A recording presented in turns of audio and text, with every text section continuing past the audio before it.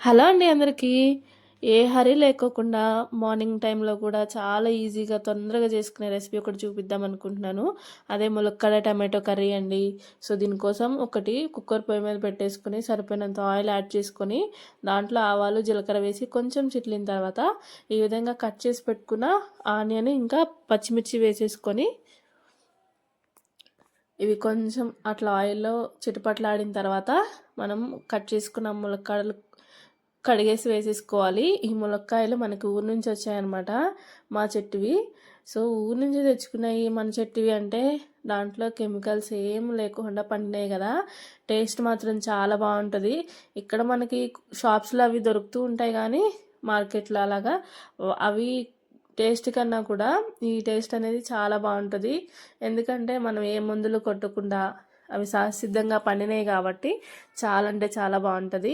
So ఇవి ఇట్లానే కాకుండా పప్పులో వేసుకోవచ్చు. ఇంకా నాన్ వెజ్ లవర్స్ అయితే మటన్లో కానీ అట్లా కూడా మనం వేసుకొని వండుకోవచ్చు, లేదా ఫ్రాన్స్ కానీ అట్లా వేసుకొని వండుకోవచ్చు అనమాట. సో ములక్కాయలు వేసిన తర్వాత కొంచెం పసుపు వేసుకొని కలిపేసుకున్న తర్వాత చిన్నగా కట్ చేసుకున్న 2 టమాటాలు లేదా 3, అంటే మన కర్రీ క్వాంటిటీని బట్టి నేనైతే 3 తీసుకున్నాను. 3 టమాటాలు వేసేసుకొని మొత్తం అంతా కలిసేలా కలుపుకోవాలి. ఎందుకంటే మనకి గ్రేవీ రావాలి కదా, అందుకే నేను 3 టమాటాలు వేసాను. ఈ టొమాటోస్ వేసి మొత్తం అంతా కలిసేలా కలుపుకున్న తర్వాత మనకి రుచికి సరిపడినంత ఉప్పు వేసుకోవాలి. మనం ఉప్పు వేస్తేనే ముక్కలు అనేది టమాటా ముక్కలు తొందరగా మగ్గుతాయి. అట్లనే ములక్కాడల్లో కూడా ఉప్పు అనేది వెళ్తుంది కదా, అందుకనేసి మనం ఉప్పు వేసుకొని కొంచెం వాటర్ తేలేంత వరకు ముక్కలన్నీ మెత్తగా అయ్యేంత వరకు ఉంచుకొని తర్వాత కారం వేసుకొని అంతా కలిపేసుకొని సరిపోయినంత వాటర్ పోసుకొని విజిల్ పెట్టుకుంటేనే తొందరగా అయిపోతుంది.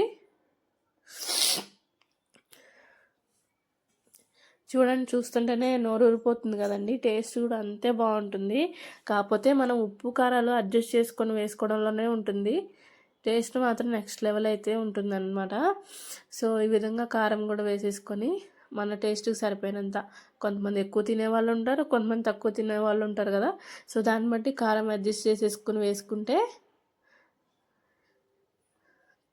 సరిపోతుంది. ఈ విధంగా వేసుకుని అంత కలిసేలా కలిపేసుకొని దీంట్లో మనం సరిపోయినన్ని వాటర్ కూడా యాడ్ చేసేసుకుని విజిల్ పెట్టేస్తే ఒక 4 విజిల్స్కి మొత్తం అంతా ఉడికిపోతుంది. అంటే దాని లోపల గింజలు కూడా బయటకు వచ్చేస్తాయి అన్నమాట. ఎందుకంటే మన చెట్టి కదా, సో తొందరగా ఉడికిపోతుంది. మనం 4 విజిల్స్ పెట్టుకుంటే ఏంటంటే మనం పోసుకున్న వాటర్కి గ్రేవీ అనేది వస్తుంది అన్నమాట.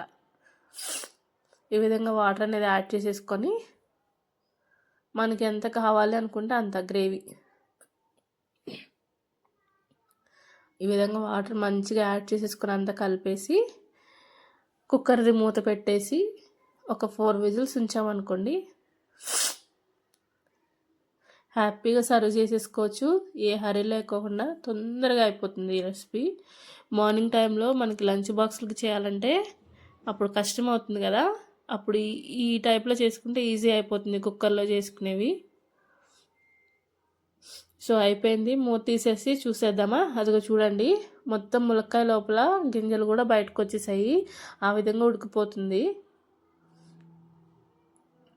ఇది మనం రొట్టెల్లోకైనా తీసుకోవచ్చు, చాలా అంటే చాలా బాగుంటుంది.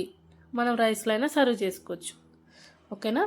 నా ఛానల్ని అందరూ చూసి నాకు ఎంకరేజ్ చేస్తున్నారు కదా, అందరికీ పేరు పేరున చాలా థ్యాంక్ యూ. ఇలానే సపోర్ట్ చేస్తూ ఉండండి, సబ్స్క్రైబ్ చేసుకోండి, లైక్